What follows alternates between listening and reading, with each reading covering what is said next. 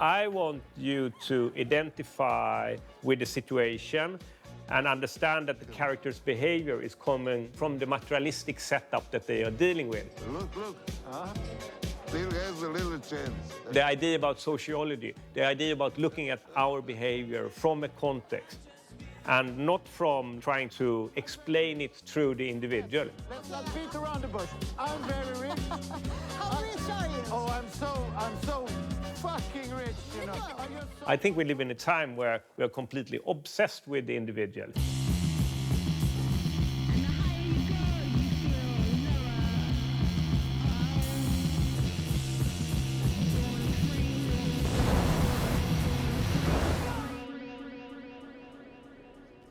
I would like to talk a little bit about your way of getting inspiration and starting to formulate an idea. You seem to me to have a little different approach than many writing directors. Basically, all of my films have had a very simple setup when it comes to the starting point. I'm always looking for a dilemma, a certain kind of situation that the characters are dealing with that have two or more options, but none of the options of how they can handle the situation is easy.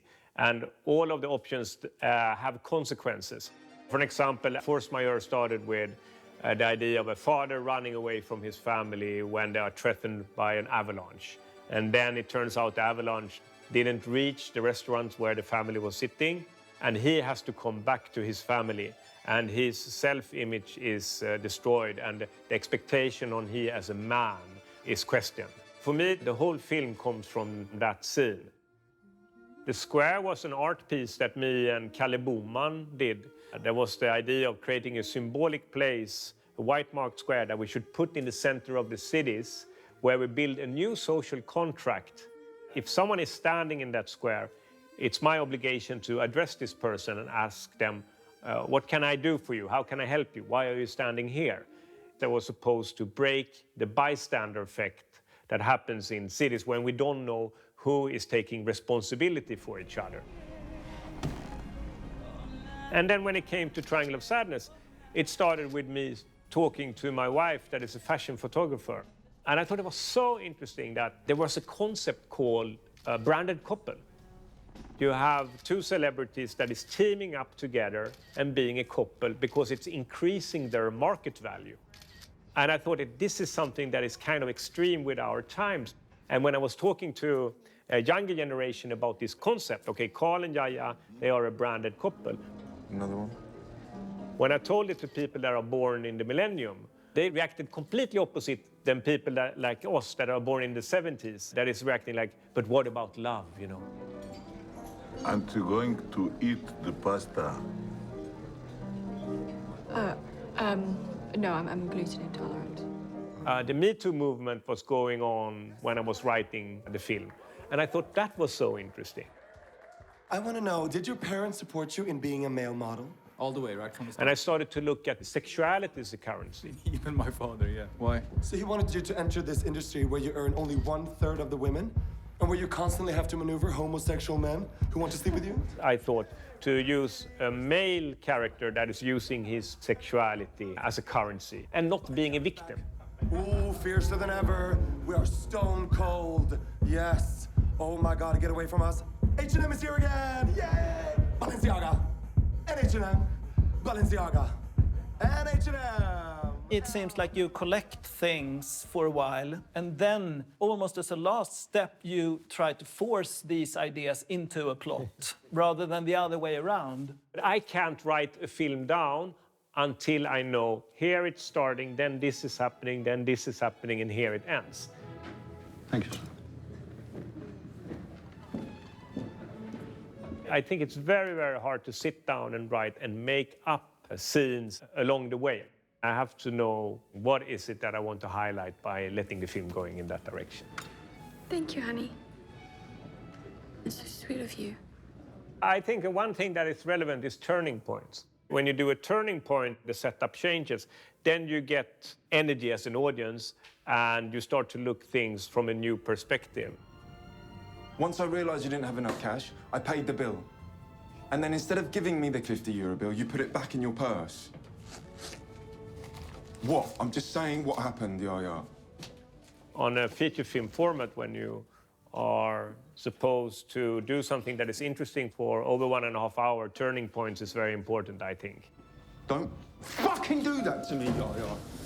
Don't do that to me! In many ways, I look at it as a board game, and I knew that I wanted to start to film in the fashion world. It's a world that is very hierarchic. There are strong hierarchies in it. And on a luxury yacht, it's also very strong hierarchies. It's always, yes, sir, yes, ma'am. I command you, enjoy the moment. No, No? no. And then in the last part, you flip that board game over, and now it's about the struggle for survival. To me, it seems like you've had a different approach this time to when you've casted the actors. Well, we wanted to create a rich, colorful palette of different characters So what do you do? that would bring energy to the audience when they are watching the film. I sell shit. My name is Clementine. Nein. And this is my husband, Winston. Winston. In den Wolken. And Roy? Bolton? One for you. One for me. We went to Moscow, for example. We went to Berlin. We went to Paris, London, LA, Manila. What's that? That's mine. No, the big pile there. What's that? Mine. I knew that I wanted to have Woody Harrelson playing the captain. The sails. Do you think it's possible to wash them? Well, I don't think that's possible, ma'am, because this is a motorized vessel. Yeah. I, of course, know that in the context of the ensemble of this film, he will be considered much more known. If I have seen an actor perform many different parts before, it's like a football player that I get to know. The last capitalist we hang will be the one who sold us the rope, Karl Marx. Okay. And I want to see, what is this football player going to do in this game? What is he or she going to do with this setup, with this director? Stay focused. Stay Okay, focused. okay. There's a certain kind of thing that you can follow that is outside the universe of the fiction of the film. Red. Drink, my friend. you haven't got one. I think it's very different from your other films, that it feels more thought out, that they are supposed to contrast each other.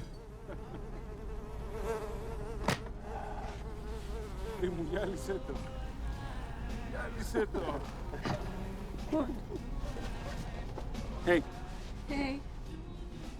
I think it may be the setup and the different environments that brings out a certain kind of more tweaked and more extreme characters. For example, when we were shooting Play, that you played a part in, I think for me, the aesthetics and the idea about Play had its roots so much in the European art house cinema tradition.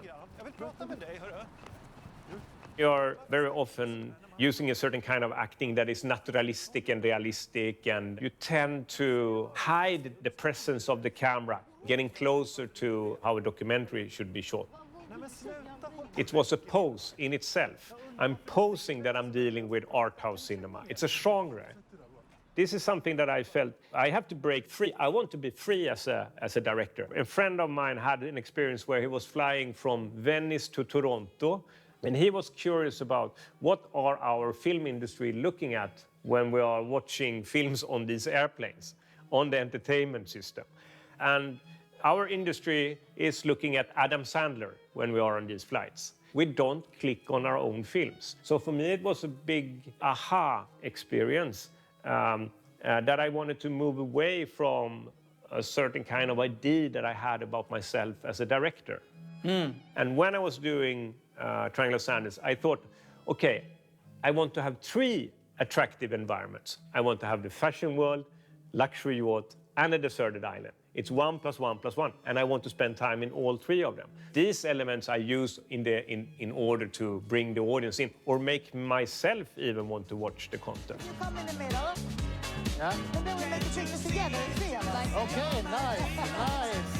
Yeah. Now we're talking. Yeah. Woo!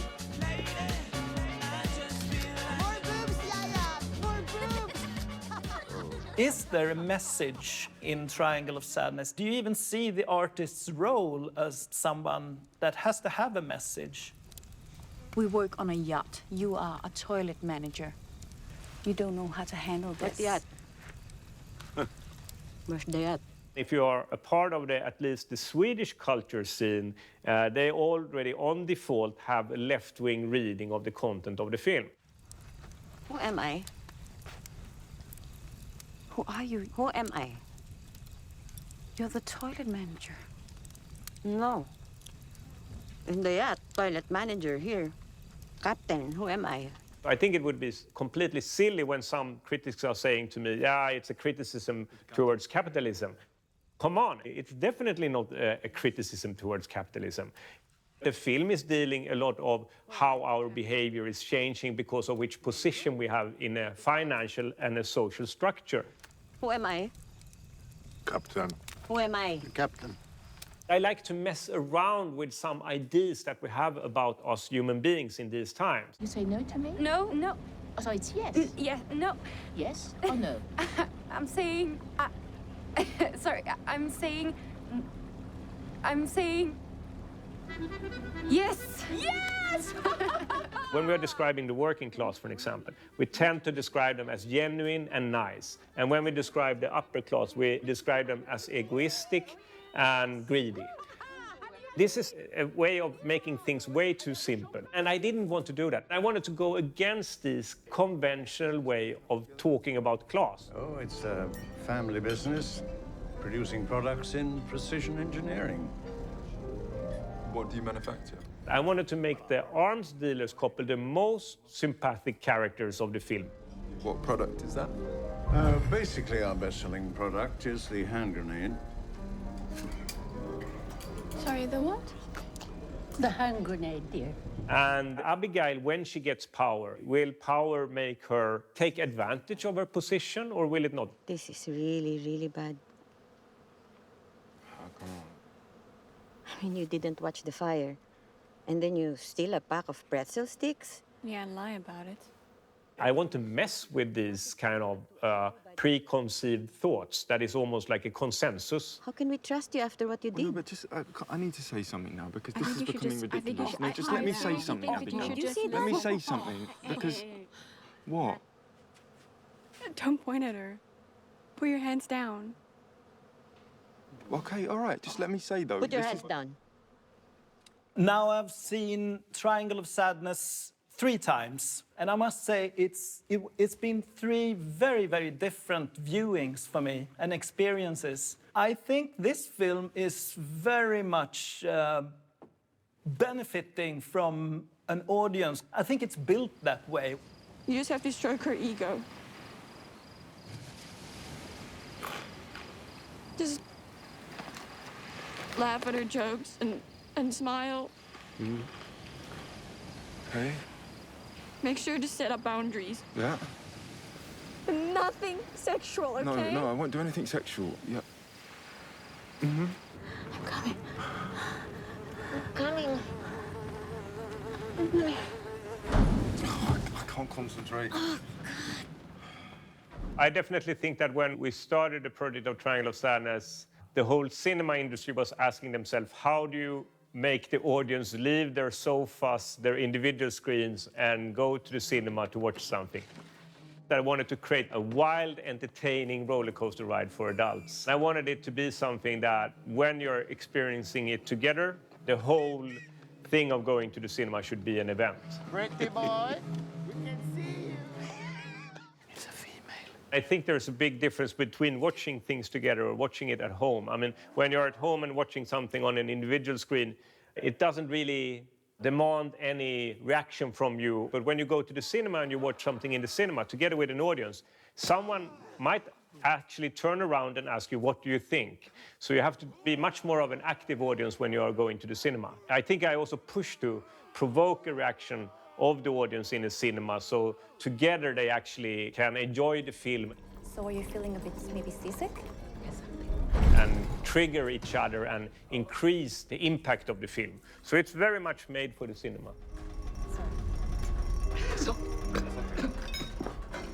Another thing that I've thought about these 3 last films that you've done is that there is one spectacular, very pitchable scene in each one of them. In this film, it is the puking scene that if people talk about some scene specifically, that's the scene that they remember extra. And in the other films, it's the avalanche, and in The Square, it's the monkey scene. I think those 3 scenes are like emblematic and somehow like logos of the film. And I think that's quite nice, that it kind of creates an hierarchy within the film that your earlier work didn't have. They were more even, but these films have some kind of peak in intensity. I think that really works somehow. Can I tell you a little bit why I think that it have been like that? First of all, of course, if you're dealing with a feature film and you're building up a feature film and you maybe are not constructing it around a plot in a very traditional way, the dynamics of that film have to be built on intensity. At least in The Square and in Triangle of Sadness, the punch, the scene that is really intense and giving something to the audience should come basically before the last third or fourth part of the film. That's somewhere when the audience need a little bit of energy, and there is like where I have been thinking about locating that scene. It's not 100% like that in Triangle of Sadness, but in The Square, when it comes to the monkey performance, it's positioned basically where the 3rd act ends and the 4th act begins. Oh. Winston. Look. Isn't this one of ours? Oh, no! I have actually an idea that I want to tell you now. It's a feature film that is going to take place on a long-haul flight. So a flight that is maybe 15 or 17 hours. So you can think about a flight that is like London to Sydney or something like that. And quite soon after takeoff, the crew is announcing to the passengers that unfortunately the entertainment system is down. So they have to spend like 15 hours on this flight without any digital entertainment. And this time, I was thinking that to go in the complete opposite direction than doing a scene that is really punching, I'm going to do a scene where the audience and the passengers on the flight are completely bored. In The Hour of the Wolf, Ingmar Bergman, he has a scene where he says, "A minute is a very long time." En minut är egentligen en väldig tidsrymd. And he looks at the watch and he says, in real time, it starts now. And then we spend 1 minute with the character. And he says, and it ends now. And that minute feels really, really long, of course, when you watch it in real time. And at least me as an audience, I would be very curious if the director is telling, I'm going to create like the status quo, the flatliner scene where people are just dealing with being bored, and it's going to be the harshest scene that I have ever directed. Thank you so much, Johan. Thank you, Ruben. Good to see you.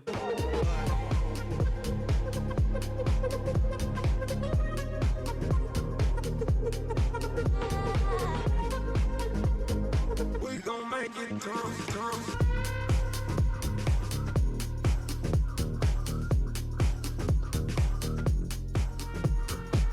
Will be marvelous.